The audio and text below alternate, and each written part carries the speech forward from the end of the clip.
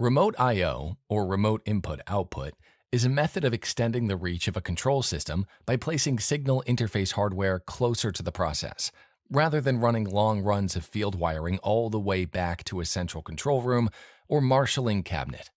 Instead of dedicating a wire to every single field device, remote I/O systems digitize analog, discrete, and temperature signals at or near the source, and transmit that data back to the control system over a single communications cable or network connection. This fundamental shift in how signals are moved through a plant has made remote I/O one of the most practical and cost-effective tools available to process engineers and system integrators working in modern industrial environments.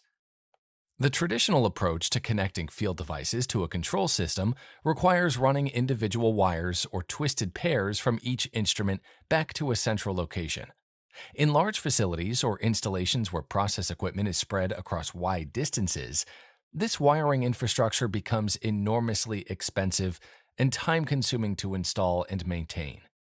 Remote I/O solves this by consolidating field signals locally and transmitting them digitally over a single cable, fiber optic link, Ethernet backbone, or wireless network. The result is a dramatic reduction in field wiring costs, faster installation, and a system that is far easier to expand and maintain over time.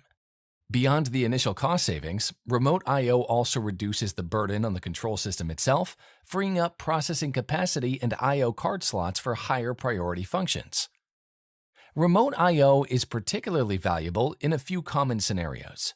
When a plant needs to add new measurement or control points, but has run out of spare field wiring, a single twisted pair freed from an existing transmitter can serve as a communications cable, carrying a dozen or more new I/O points back to the control system.